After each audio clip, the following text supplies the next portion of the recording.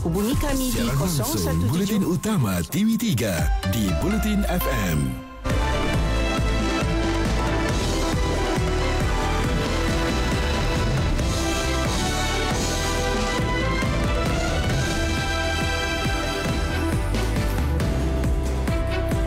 Pelaksanaan gaji minimum RM1,500 diumum dalam masa terdekat.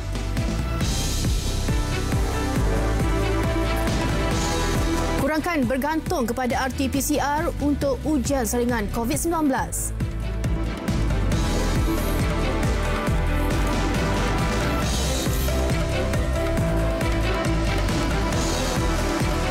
Assalamualaikum dan salam sejahtera. Kerajaan bercadang untuk melaksanakan kadar gaji minimum baru RM1,500 dalam masa terdekat dan bukannya hujung tahun ini. Menteri Sumber Manusia Datuk Seri M. Saravanan berkata ia memandangkan situasi ekonomi negara ketika ini bertambah baik.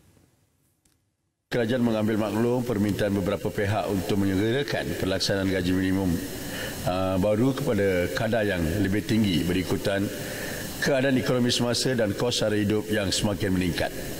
Namun begitu, kadar gaji minimum yang baru hanya akan dilaksanakan dengan melihat keperluan sebenar rakyat dan kemampuan majikan.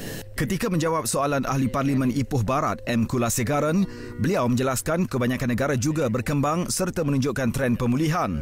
Ia dapat dilihat pada keluaran dalam negara kasar KDNK yang meningkat 3.6% pada suku keempat tahun lalu. Ia dapat dicapai dengan bantuan kewangan kerajaan kepada majikan bagi meneruskan operasi perniagaan serta mengekalkan pekerja. Berdasarkan unjuran belanjawan 2022, prestasi ekonomi negara dijangka berkembang pada kadar 5.5% hingga 6.5% tahun ini.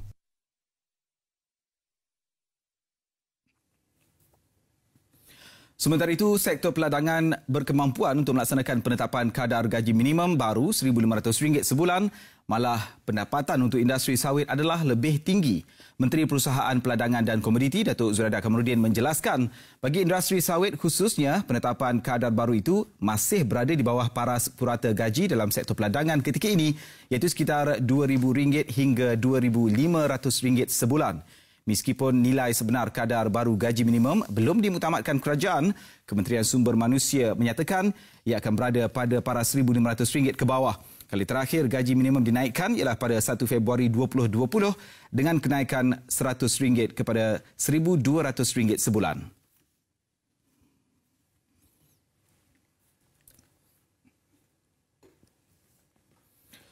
Orang ramai perlu mengurangkan kebergantungan pada ujian saringan RT-PCR ketika negara beralih ke fasa endemik. Menteri Kesihatan Khairi Jamaluddin berkata adalah memadai dengan melakukan ujian RT antigen bagi mengesan jangkitan COVID-19 kerana ia lebih murah dan mudah didapati di pasaran.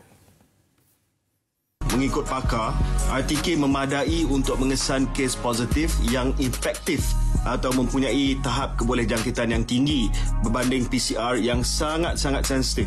Sampai orang yang dah recover pun masih lagi positif bila diambil ujian RT-PCR. Keduanya, keputusan PCR ni dia tidak pantas, tidak cepat macam ujian RTK antigen rapid test kit yang kita tunggu 15 minit saja dan kita tahu sama ada kita positif dan infectious ataupun tidak. Ketika varian Omicron menular dengan pantas, ujian RTK antigen lebih berkesan kerana tidak perlu menunggu antara 24 jam hingga 48 jam untuk mengetahui keputusan saringan. Jika seseorang didapati positif melalui kit ujian pantas RTK, kuarantin perlu dilakukan segera dan tidak perlu lagi melakukan ujian RT-PCR. Beliau juga mengarahkan pihak berkuasa peranti perubatan MDA untuk bertindak terhadap kit ujian RTK antigen yang didapati memberikan keputusan tidak tepat. Jelasnya ujian RT-PCR bagaimanapun masih digunakan untuk tujuan ke luar negara atau bagi pengembara memasuki negara ini. Kerajaan Negeri Selangor dinasihatkan memberi penekanan yang lebih serius terhadap usaha-usaha menangani masalah banjir dan banjir kilat yang semakin kerap berlaku di negeri itu. Sultan Sharifuddin Idris Shah bertitah kaedah terbaik menangani banjir perlu dikenalpasti segera termasuk mendapatkan khidmat kepakaran serta teknologi baru dari dalam dan luar negara.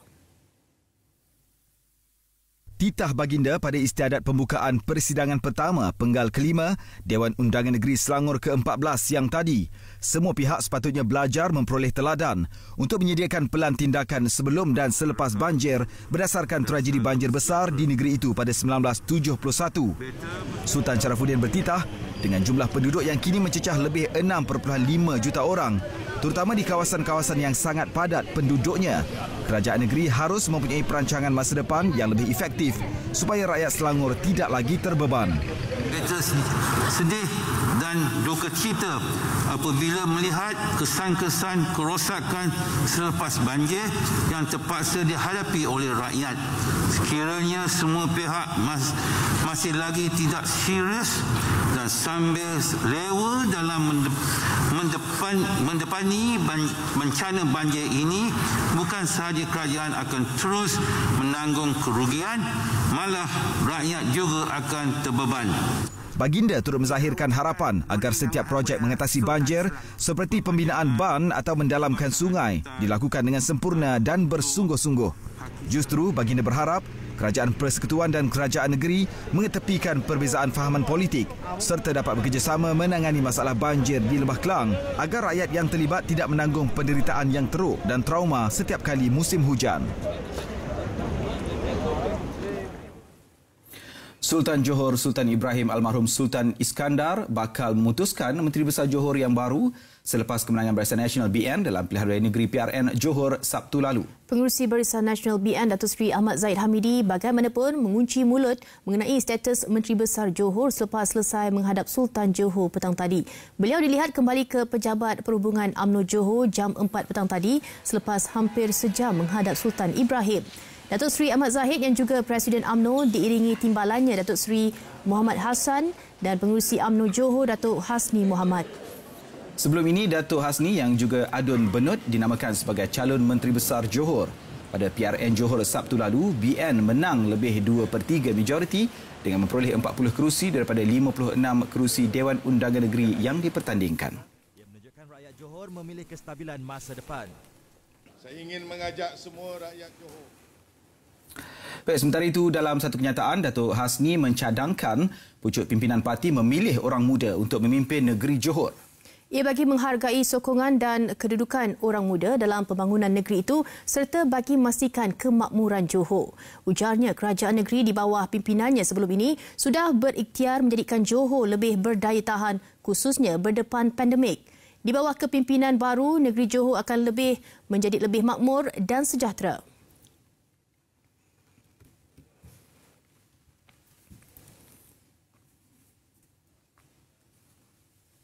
Ahli Parlimen Kuala Nerus Datuk Muhammad Khairuddin Aman Razali mengumumkan keluar daripada PAS berkuat kuasa hari ini. Beliau bagaimanapun enggan mendedahkan alasan berhubung pendiriannya itu selain menegaskan akan menjadi ahli Parlimen bebas. Alasan berhenti dari PAS sukar untuk dijawab. Saya sayangkan PAS. Saya kekal PAS insya-Allah. Tapi bukan sebagai ahli berorganisasi, kekal sebagai matlamat perjuangan, dasar, tujuan dan sebagainya insya-Allah. Jelasnya tindakan itu selari Fasal 16(1)A Perlembagaan PAS iaitu keberhentian ahli dengan permintaan sendiri. Menurut bekas Setiausaha Majlis Syura Ulama PAS itu, perkara berkenaan dimaklumkan kepada Setiausaha Agung Parti Datuk Seri Taqiyuddin Hassan di bangunan Parlimen jam 2.30 petang tadi. Datuk Muhammad Khairuddin menjadi ahli PAS selama 33 tahun sejak 1989 dan seterusnya menjawat pelbagai jawatan kepimpinan sejak 1999.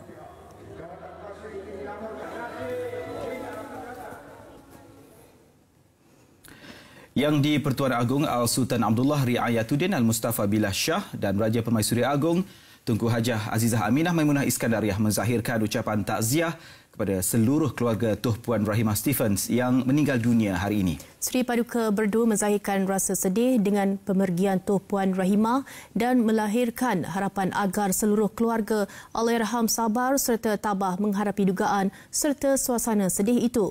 Menerusi catatan di laman Facebook Istana Negara, Sri Paduka Berdua mendoakan agar roh Allahyarhamah dicucuri rahmat oleh Allah Subhanahu Wa Taala dan ditempatkan bersama para solihin. Tok Puan Rahimah 91 adalah balu kepada Ketua Menteri Sabah pertama Tun Muhammad Fuad Stephen. Allahyarham yang dilahirkan di Beaufort juga adalah bekas Menteri Kebajikan Negeri, iaitu wanita pertama yang dilantik sebagai menteri dalam Kerajaan Sabah. Jangan terlepas jualan Gempak Maxis. Miliki peranti baharu hanya RM1 dengan pasca bayar Maxis 98 hari ini.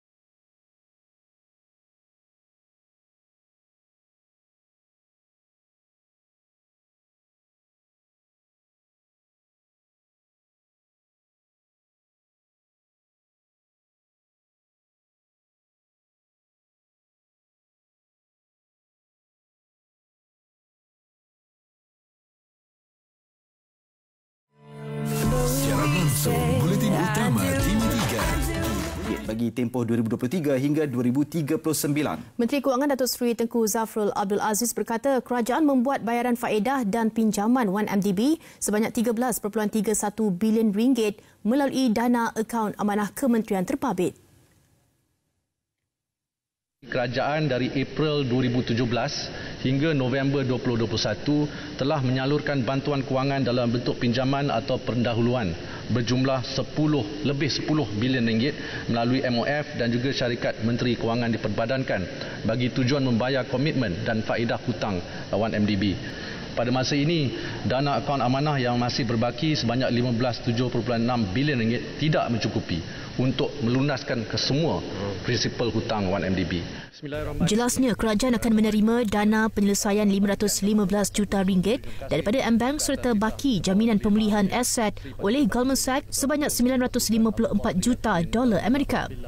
Tambah beliau, dana awam pernah dan masih perlu digunakan untuk menanggung hutang 1MDB sama ada dari segi bantuan langsung atau melalui dana pemulihan aset. Hutang itu perlu dibayar pada waktu yang ditetapkan bagi mengelakkan berlaku keingkaran yang bakal memberi implikasi kepada ekonomi negara. Justru kerajaan akan terus berusaha mendapatkan semula dana berkaitan sama ada melalui tindakan undang-undang mahupun rundingan penyelesaian.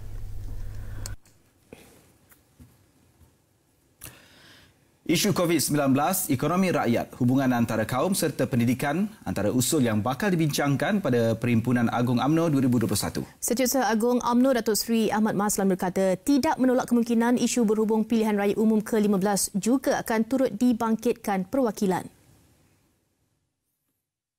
Bererti luas usul ini, skopnya luas, bukan hanya yang kita fikirkan tentang politik saja. Dia bererti dia mencakupi banyak perkara.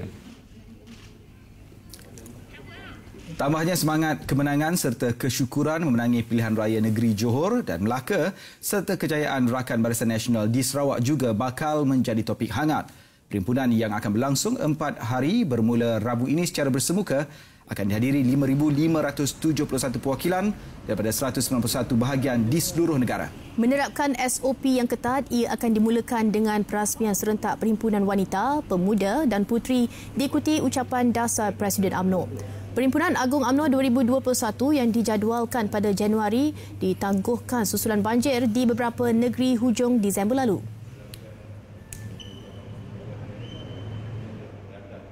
Nak tonton apa lepas berita? Rancakkan hari anda dengan lebih 100,000 jam hiburan menarik dengan Unify. Daftar sekarang di TM Point atau di unify.com.my/hiburan. Baik, 301 projek perumahan swasta di Semenanjung didapati terbengkalai membabitkan 52,657 pembeli direkodkan bagi tempoh 2009 hingga 31 Januari lalu. Timbalan Menteri Perumahan dan Kerajaan Tempatan Datuk Seri Ismail Abdul Muttalib berkata daripada jumlah itu 217 projek membabitkan 40,145 pembeli kini berstatus siap diduduki atau selesai. Beliau menjawab soalan Ahli Parlimen Machang Datuk Ahmad Jazlan Yaakob mengenai tindakan KPKT dalam menangani isu rumah terbengkalai. Kedua, melaksanakan due diligence dengan mendapatkan maklumat kewangan, teknikal dan pembeli projek perumahan serta mengadakan lawatan tapak dan pemeriksaan di tapak.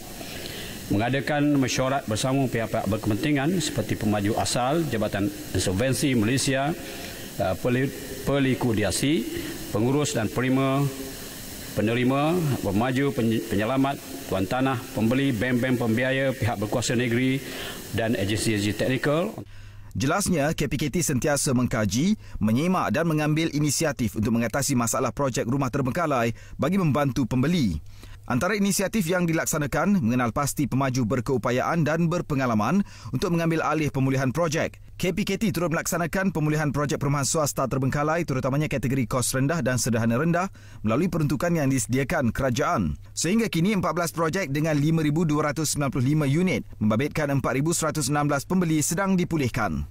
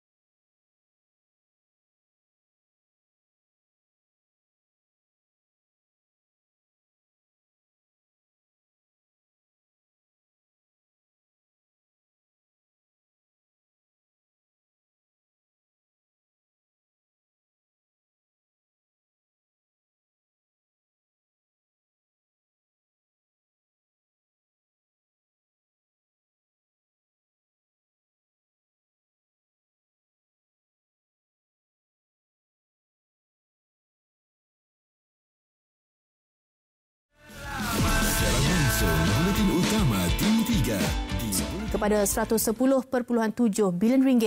Ekspor barangan elektrik dan elektronik menjadi penyumbang utama sebanyak RM44.8 bilion atau 40.4% daripada jumlah ekspor pada Januari.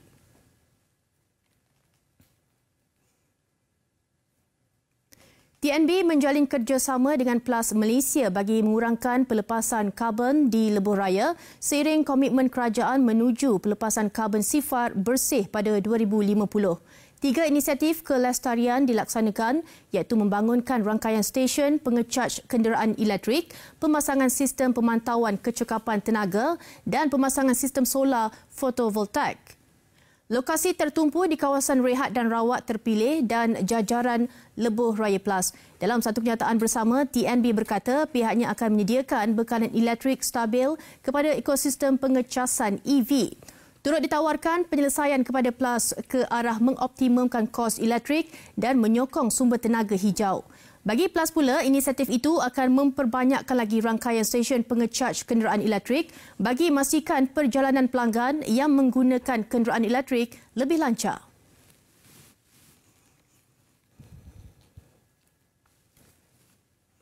Kumpulan M-Bank mengunjurkan pertumbuhan pinjaman yang lebih tinggi sehingga 8% bagi tahun keuangan seterusnya berbanding tahun semasa.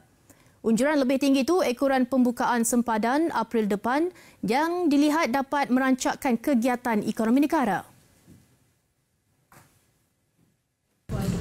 I think sebab pembukaan ekonomi, sebab sekarang ini kita kawasan endemik, perniagaan dibenarkan mula perniagaan masing-masing. And then hopefully dengan the border opening up akan encourage banyak pelancong datang ke Malaysia. Jadi itu adalah merupakan some of the catalyst untuk peniaga-peniaga di sinilah. Untuk rekod 90% atau RM50 bilion daripada RM55.7 bilion jumlah portfolio pinjaman korporat dan PKS mematuhi piawaian ESG.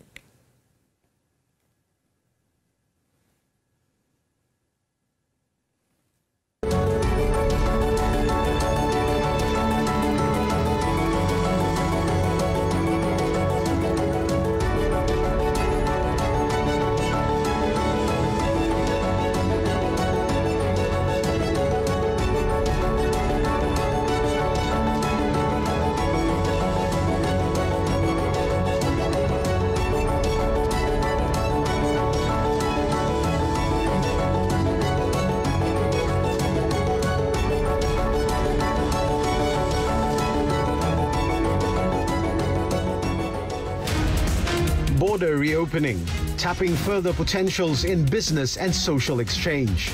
How can Putrajaya and Washington enhance cooperation? Challenges and opportunities amidst the COVID-19 pandemic and geopolitical implications of the Russia-Ukraine conflict. US Ambassador to Malaysia Brian McFeeters speaks to Money Matters this Saturday 5 p.m. only on TV3.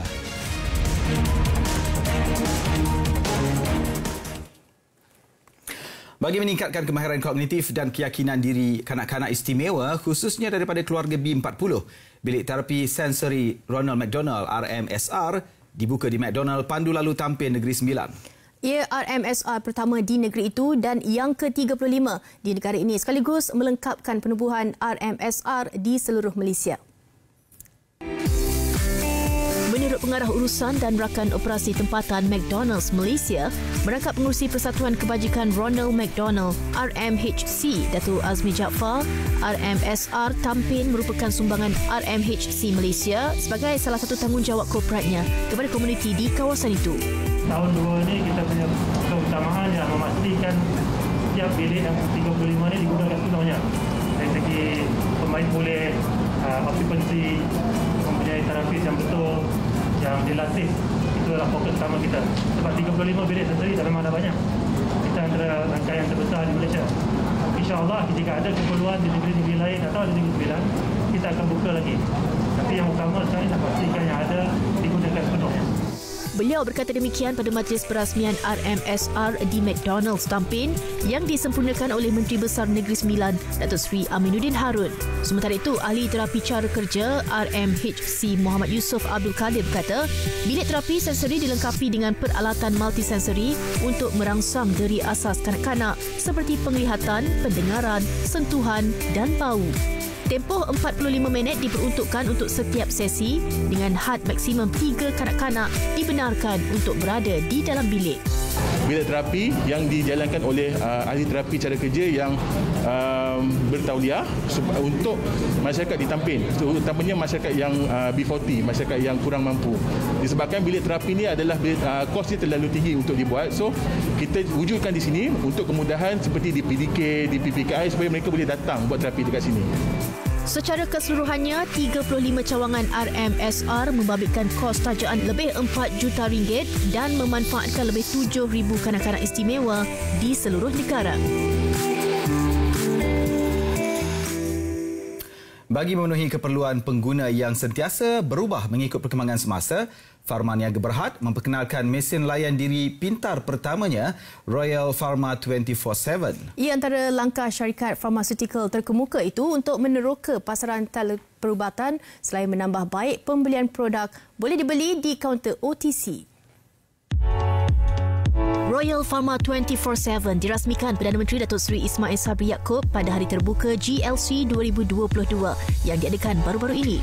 Mesin layan diri pintar ini ditempatkan di lokasi yang mempunyai kepadatan penduduk tinggi dan beberapa lokasi strategik lain bagi memberikan kemudahan kepada orang ramai mendapatkan produk OTC khususnya pada waktu kecemasan kerana ia beroperasi sepanjang masa. Sekarang ni kita dah ada 20 unit. InsyaAllah dalam hujung tahun ni kita akan ada 100 unit dan dalam tempoh 3 tahun kita akan ada 1,000 unit atau mungkin lebih bergantung kepada keperluan di mana kita akan tempatkan di stesen mungkin di stesen minyak ataupun di stesen kereta api, LRT dan sebagainya dan juga probably di universiti untuk di mana tempat yang sesuai, di mana ada keperluan kita akan wujudkan supaya memudahkan mereka untuk mendapatkan produk dengan kadar segera. Royal Pharma 24/7 dilengkapi dengan 60 produk OTC melibatkan penyakit ringan seperti selesema, batuk dan sakit kepala. Pharma Niaga turut menambah baik perkhidmatan mesin pintar ini dengan memperkenalkan sistem pembayaran tanpa tunai menggunakan aplikasi e-wallet. Bagi memudahkan pembelian untuk produk-produk suplemen, produk-produk over the counter, kita wujudkan mesin ini di mana mereka terus boleh membeli tanpa dengan menggunakan kaedah pembayaran yang automated ni. Sebagai permulaan, Pharma Niaga mensasarkan 100 unit pertama ditempatkan di beberapa lokasi tumpuan sekitar Lembah Kelang menjelang hujung tahun ini. Bagi mengetahui lebih lanjut mengenai Royal Pharma 24/7, hubungi talian dan email seperti tertera. Seterusnya, mengetengahkan 4 ciri super kamera, super vlog, super display dan super charge. Telefon pintar terkini daripada Huawei Nova 9 SE direka khusus untuk kegunaan generasi muda yang mahukan pakej lengkap dari segi ciri dan juga teknologi dalam satu peranti. Bagi terus mempromosikan keluaran terbarunya, Huawei menganjurkan Huawei Nova 9 SE Art Deco hingga 19 Mac depan.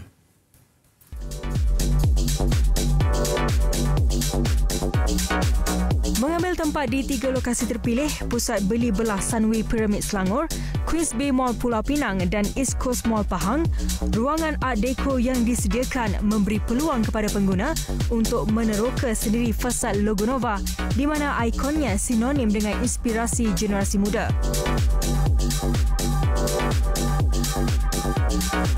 Menerusi ciri super kamera, Huawei Nova 9 SE menyokong fotografi resolusi tinggi dengan kamera utama 108 megapiksel AI Quad. Peranti itu turut mengetengahkan inovasi dalam vlogging dengan ciri dui paparan video yang menggunakan kamera depan dan belakang secara serentak. Ia juga direka dengan skrin paparan penuh 6.78 inci dengan bezel ultra sempit 1.05 mm dan berupaya menyokong pengecasan pantas supercharge 66 watt di mana ia boleh dicas hingga 60% dalam masa 15 minit atau 36 minit untuk pengecasan penuh.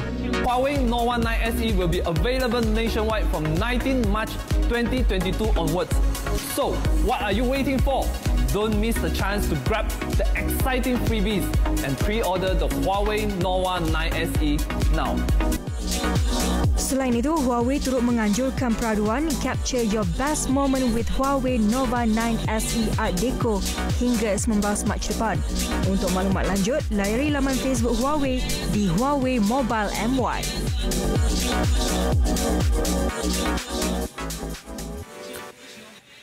Ini pula Redoxon optimis kolaborasi julung kadi bersama Media Prima Berhad MPB menerusi kempen Jom Ronda bakal menjadi platform terbaik dalam usaha memupuk kesedaran terhadap amalan gaya hidup sihat. Ia juga selaras dengan misi syarikat itu untuk memastikan kesihatan setiap individu dalam keadaan optimum menerusi pengambilan suplemen yang bersesuaian.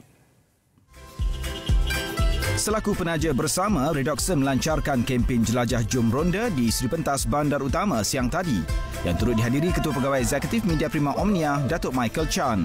Kempen ini amat bermakna kepada Redoxon kerana kami terus memberi perkhidmatan kepada pengguna dan komuniti dalam kesihatan, kalangan kesihatan. Kempen ini juga merealisasikan tujuan jenama Redoxon untuk sentiasa berusaha memupuk daya tahanan manusia melalui kesihatan yang baik. Kami berharap kerjasama antara Redoxon dengan Jom Ronda akan menaikkan lagi kesedaran penjagaan diri agar rakyat, komuniti kekal sihat dan selamat. Melihat kepada trend penjagaan diri yang berubah dan peningkatan pengambilan vitamin C dalam kalangan masyarakat, Redoxon mengambil peluang mengagihkan pakej penjagaan dalam setiap lokasi Jom Ronda. Haziq keluar hari-hari tau. Haziq pergi kerja hari-hari. Haziq berjumpa dengan orang hari-hari. Interview artis. Jumpa dengan orang yang kita tak tahu macam mana keadaan kesihatan dia orang. Tapi that's why Haziq cuba cari apa yang Haziq nak tambah imuniti badan Haziq. So that's why Haziq jumpa Redoxon Triple Action. Daripada situ kita nampak dia ada manfaat 3 dalam 1. Dan ada vitamin C, zinc dengan vitamin D. Sejumlah 4,000 beg yang mengandungi pelbagai produk Redoxon dan penjagaan kesihatan lain akan diberikan percuma di Lembah Kelang sehingga hujung bulan ini. Bagi menerima kunjungan eksklusif kru Redoxon dan Jom Ronda, orang ramai boleh layari laman Facebook Jom Heboh dan kongsi lokasi perumahan masing-masing.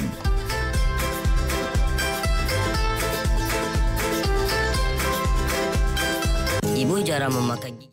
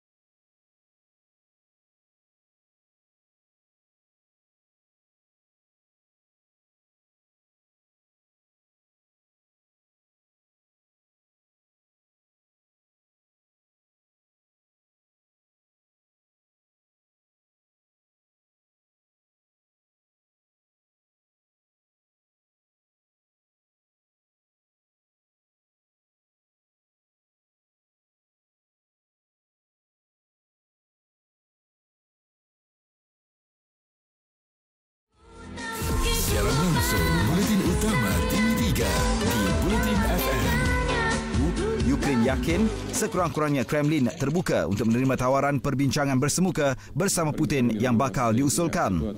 Terdahulu Rusia mengeluarkan kenyataan akan mempertimbangkan sebarang tawaran bagi membincangkan isu spesifik, namun butiran lanjut mengenainya tidak didedahkan.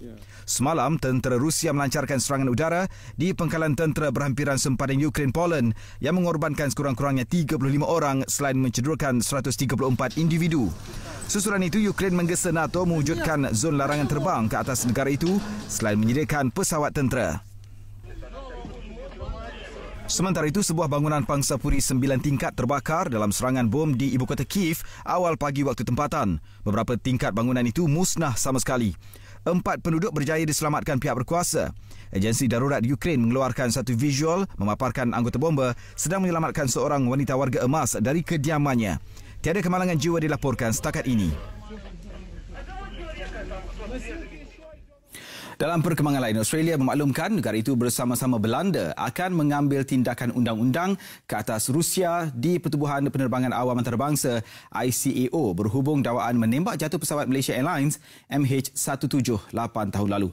Menurut kenyataan bersama oleh Perdana Menteri Scott Morrison dan Menteri Luar Marissa Payne, langkah memfailkan dakwaan berkenaan adalah usaha menuntut keadilan buat mangsa tragedi yang meragut nyawa 298 penumpang dengan 38 daripadanya adalah warga Australia. Tindakan di bawah artikel 84 Konvensyen Penerbangan Awam Antarabangsa itu bagaimanapun tidak akan mengganggu perbicaraan 4 suspek dalam kejadian yang dilakukan Belanda. Keputusan berhubung hukuman yang bakal dijatuhkan ke atas 3 warga Rusia dan seorang warga Ukraine yang masih bebas itu dijangka diketahui tahun ini. Pada 17 Julai 2014, pesawat MH17 ditembak jatuh di timur Ukraine ketika dalam penerbangan dari Amsterdam, Belanda menuju ke Kuala Lumpur. Susulan nahas media asing terutamanya Barat mendakwa serangan didalangi Moskow. Namun Kremlin kerap kali menafikan tuduhan dilemparkan yang disifatkan sebagai tidak berasas.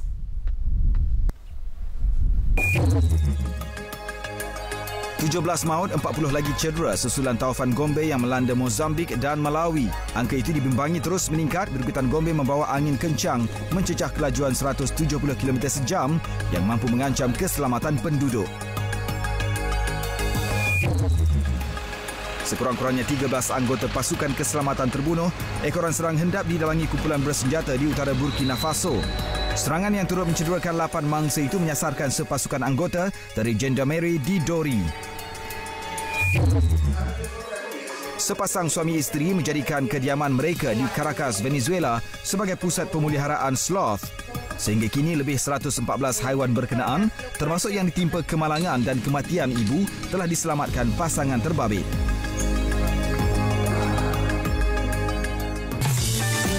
Mode Portrait. Video portrait suar bokeh. Serlakan portretmu tanpa had. Siri Oppo Reno 7 5G. Pakar Portrait.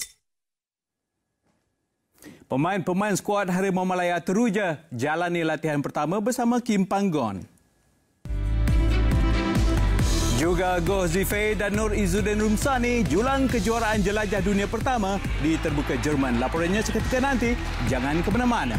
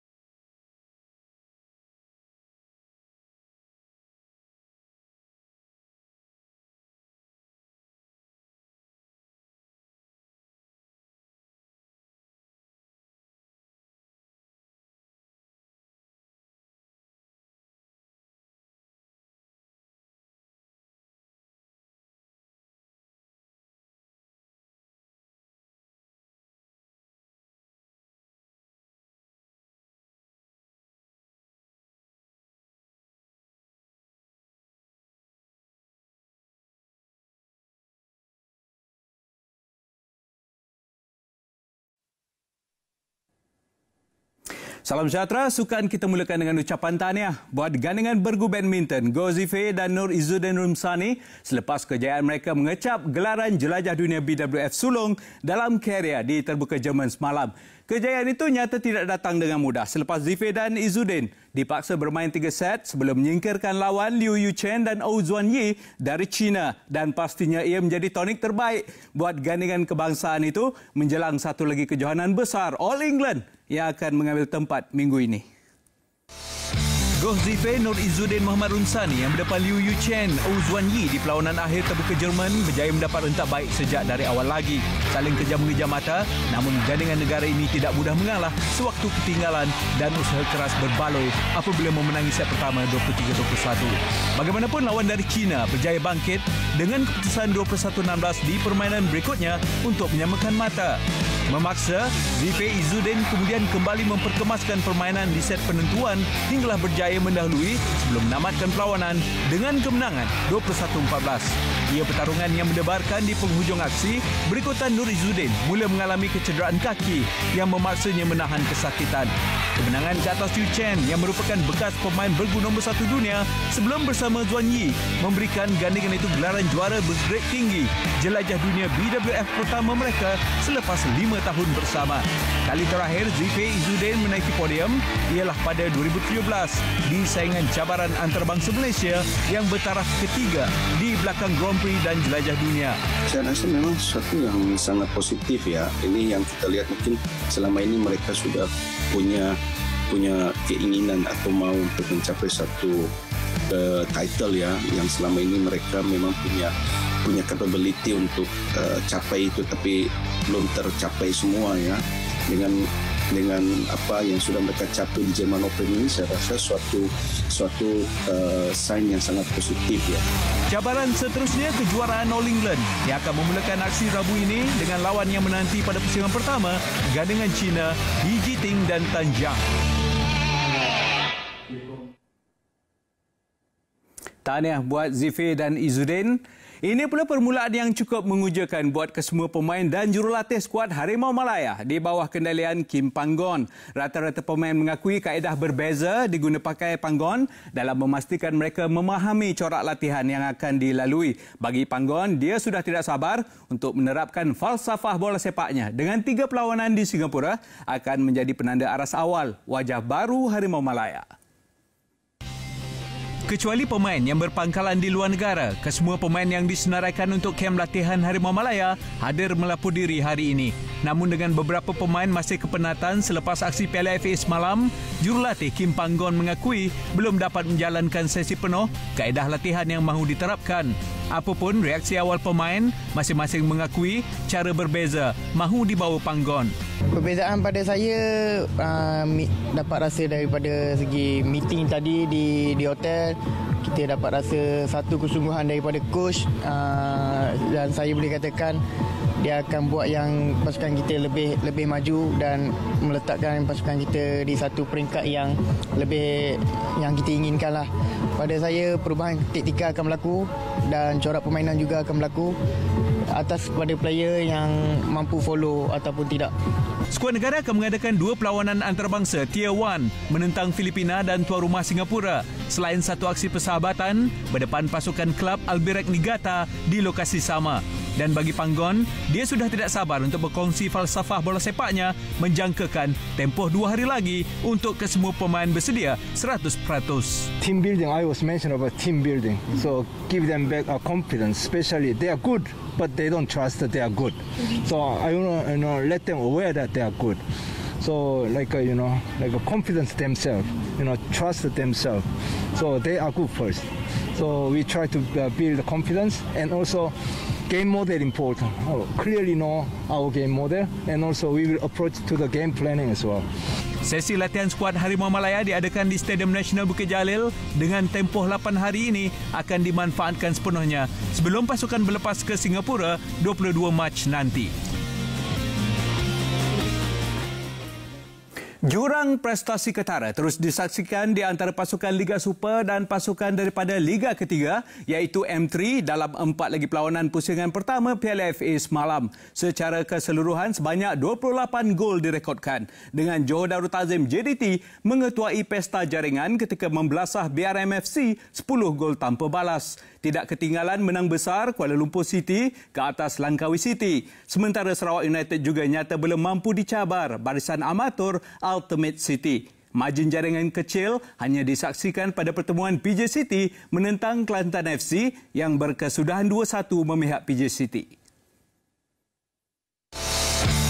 Di Stadium Sultan Ibrahim Skandar Puteri, Johor Darul Ta'zim JDT nyata bukan tandingan buat BRMFC. Tuan rumah yang menurunkan barisan terkuat menyumbat 5 gol pada separuh masa pertama ketika permainan yang berlangsung dalam cuaca hujan. Meskipun mempunyai beberapa pemain yang pernah beraksi di Liga Super dan Perdana, BRMFC tetap gagal menghalang ketajaman penyudah Harimau Selatan. 5 lagi gol dihasilkan selepas rehat selain Malang terpaksa beraksi dengan 10 orang pemain serta kegagalan menyempurnakan penalti di penghujung permainan. Fernando Forestieri paling unggul meledak hat-trick sementara 7 lagi pemain Syafiq Rahim, Muhammad Safawi Rashid, Mauricio Dos Santos, Musa Sidibe, Daryl Syam George, Muhammad Ismareh dan Muhammad Daniel Amir Nur Hisham masing-masing menyumbang 1 gol.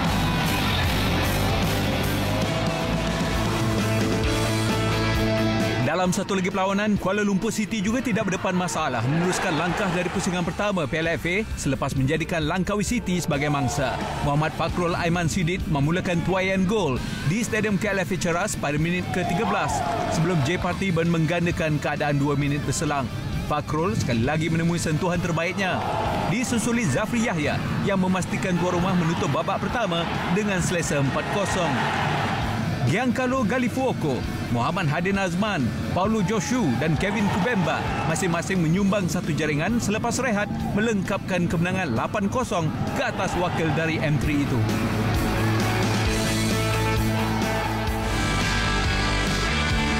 Di Stadium Negeri Kuching, Sarawak United juga tidak ketinggalan mempamerkan kekuatan penuh ketika menewaskan Ultimate FC di pusingan awal. Tuan rumah memperbaiki ketajaman di separuh masa kedua selepas mendahului menerusi Boris Kok sebelum rehat.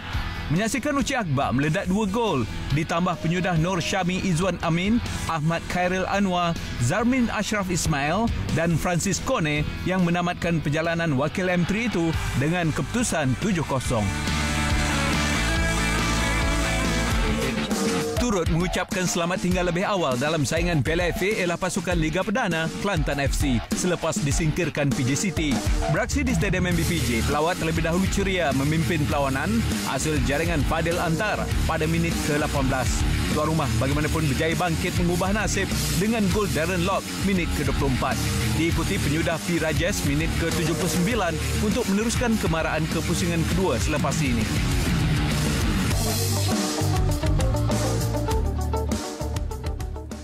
Juara Liga Hoki Malaysia MHL kategori wanita Negeri Sembilan melengkapkan kempen musim ini dengan cemerlang apabila melakar kemenangan ke-9 selepas mengatasi Mutiara Impian MSSPP PSHC selain tanpa kalah dalam 10 perlawanan. Carta lelaki pula masih diterajui TNB yang sudah mengumpul 27 mata dari 10 perlawanan sambil diekori pasukan Hoki Terengganu THT di tangga kedua meraih 23 mata tetapi kurang 1 perlawanan. THT yang turun dalam aksi ke-9 MHL menentang UiTM-HA di Stadium Hoki Batu Buruk semalam mendahului 2-0 pada suku pertama hasil 2 pukulan sudut penalti disudahkan pakar Faizal Syahri. Suku terakhir barulah jaringan kembali dihasilkan juga menerusi Faizal yang melengkapkan hat-trick dari gerakan sama. Ismail Abu menyumbang gol keempat pasukan dari permainan padang manakala Daniel Ashraf Abdul Ghani memberikan jaringan sagu hati pelawat di penghujung permainan. Keputusan 4-1 memastikan THT kekal tanpa kalah dengan memiliki 7 kemenangan serta 2 seri untuk mengejar TNB di puncak liga yang menumpaskan Maybank 5-2 dalam aksi ke-10-nya.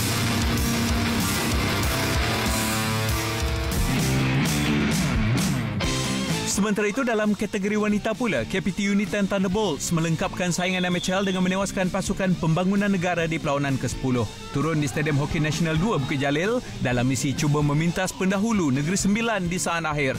KPT United Thunderbolts hanya mampu mencatat kemenangan 4-0. Jaringan yang dihasilkan Raja Nur Syarina Raja Syabuddin, Siti Nur Arfah Muhammad Nur, Dayang Nur Amirah Abang Mahadini dan Nurul Fatin Fatihah Azman itu sememangnya tidak memadai.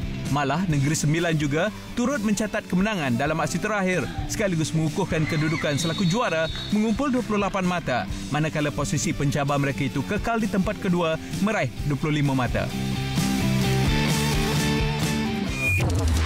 Dalam perkembangan berbeza, Konfederasi Hoki Malaysia MSC mengumumkan pelantikan Tom Drawley dari England sebagai jurulatih kecergasan skuad hoki kebangsaan. The GB men played against Malaysia for the qualification for the Olympics, and I certainly know that the GB team were intimidated and nervous of the speed of the Malaysians. So I've always been excited about that. And watching Maybank and TMB last night, certainly it was clear that there's a lot of skill here and an amazing stadium. I think what we can do is in tournaments it's not about being fast just on one occasion, on one match. It's being fast in the match that matters, and that's in the final of the Asian Games when we go and try and get that gold. So yeah, very excited. Berusia 35 tahun, Drawley sebelum ini adalah jurulatih kecergasan pasukan Great Britain selama 7 tahun selain turut membantu skuad wanita negara itu memenangi pinggan emas pada Tamasya Olimpik Tokyo 2020. Saingan Liga Bola Tampar Malaysia MVL melabuhkan tirainya semalam dengan Selangor Lion gah mengesahkan status selaku juara keseluruhan. Perlawanan akhir menentang Sabah Rhino, kekuatan Selangor jelas suka dicabar memastikan kejuaraan menerusi kemenangan 3-0.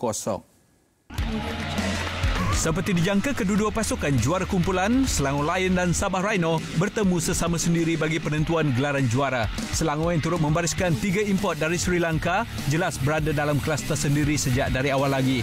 Bermula agak seimbang, namun kelebihan mula condong kepada Selangor selepas berjaya memenangi set pertama 25-16. Cuba untuk memberi tentangan pada set kedua, penguasaan Selangor jelas tersuka dicabar Sabah aku dengan kekalahan 14-25. Set ketiga tidak banyak ruang diberikan Selangor kepada pihak lawan, melengkapkan kejuaraan dengan kemenangan 25-9, menamatkan pertarungan selama 63 minit untuk mengesahkan status selaku juara edisi 2022. Sekaligus turut membawa pulang trofi kejuaraan bersama hadiah wang tunai sebanyak RM20,000. 2 hari selepas mengumumkan persaraan sebagai gimnas kebangsaan, Farah N. Abdul Hadi akhirnya bersedia berkongsi mengenai keputusan yang telah dibuatnya. Atlet berusia 27 tahun itu menjelaskan dirinya mengundur diri bukan kerana kecederaan, tetapi menyifatkan semua impiannya sudah tercapai selain ingin memberi peluang kepada muka-muka baru. I'm definitely not retiring because I am injured. I am not retiring because I'm unable to cope with injuries and of the rule changes. For information, rule changes every year after the 4-year cycle of the Olympic Games. And being a gymnast for the past 25 years, I've gone through many cycles of rule changes, and I've been happy to be able to change my routines in order to cope with the rule changes.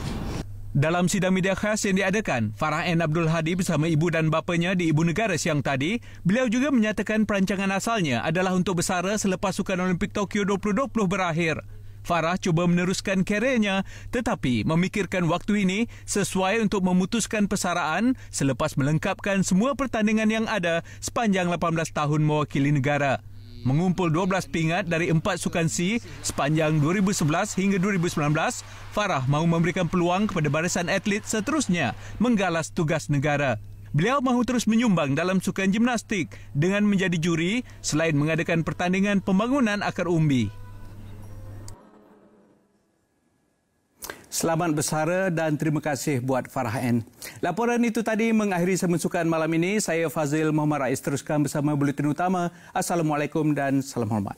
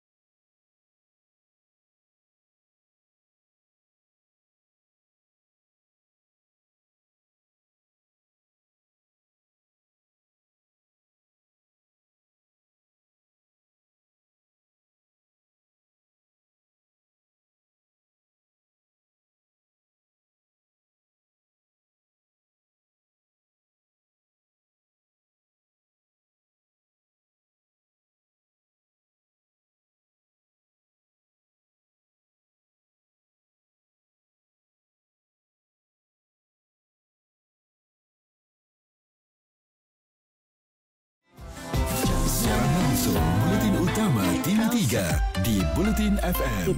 Pasukan bomba dan penyelamat Lahad Datu menerima panggilan kecemasan berhubung kejadian itu pada jam 9.04 pagi. Kemenangan melibatkan sebuah kenderaan jenis pacuan 4 roda yang terdapat seorang mangsa di dalamnya dan 4 lagi mangsa berada dalam kereta Pro 2 Beza.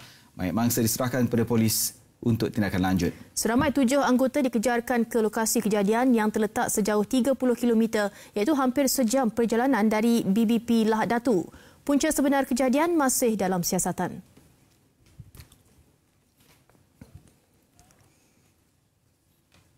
Sebuah kereta yang terbakar ketika pemiliknya sedang mengisi minyak di Rantau Panjang, Kelantan jam 8.35 pagi tadi disyaki mempunyai kaitan dengan aktiviti penyeludupan bahan api ke negara jiran. Ketua Polis Daerah Pasir Mas ACP Muhammad Nasaruddin M. Nasir berkata hasil siasatan dalam kenderaan terbabit turut menemui tong plastik terbakar disyaki digunakan untuk mengisi minyak seludup ke negara jiran. Saksi kejadian yang juga pekerja stesen minyak mendakwa ternampak api menyala daripada bahagian bawah kereta itu ketika pemandunya sedang mengisi minyak. Kejadian itu turut menyebabkan sebuah pam minyak terbakar 100%. Polis sedang mengesan suspek berusia 36 tahun untuk siasatan lanjut. Kes disiasat mengikut Seksyen 21 Akta Kawalan Bekalan 1961.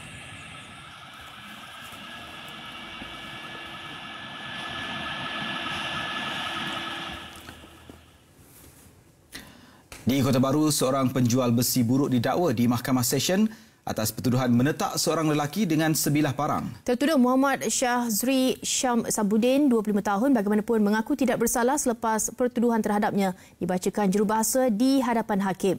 Mengikut pertuduhan, tertuduh didakwa dengan sengaja menyebabkan kecederaan parah ke atas Muhammad Fain Ada Azliza, 30 tahun, dengan menggunakan sebilah parang. Kesalahan itu dilakukan di Sungai Becah Gunung Bacok jam 12.10 tengah malam 8 Mac lalu. Tertuduh didakwa mengikut Seksyen 326 Kanun Keseksaan yang memperuntukkan hukuman penjara sehingga 20 tahun dan denda atau boleh dikenakan sebatan. Terdahulu, pihak pendakwaan tidak menawarkan sebarang jaminan kepada tertuduh. Hakim Ahmad Bazli Baharudin bagaimanapun membenarkan tertuduh diikat jamin sebanyak RM20,000 dengan seorang penjamin. 13 April depan ditetapkan untuk sebutan semula kes sementara menunggu laporan perubatan mangsa.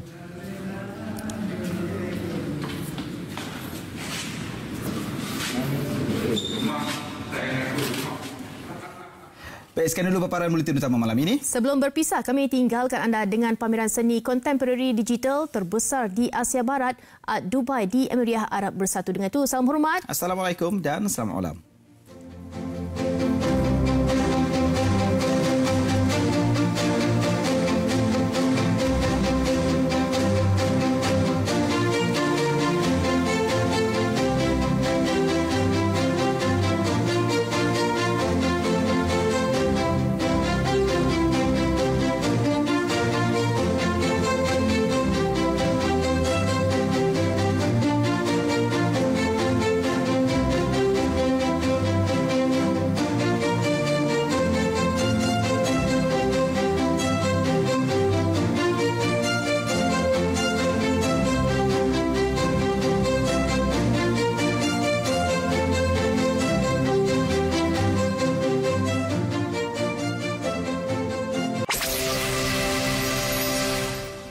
Buletin FM di Alustar Kedah 107.3. Stream secara live di web bulletinfm.audio atau aplikasi Audio Plus. Muat turun di App Store atau Play Store sekarang.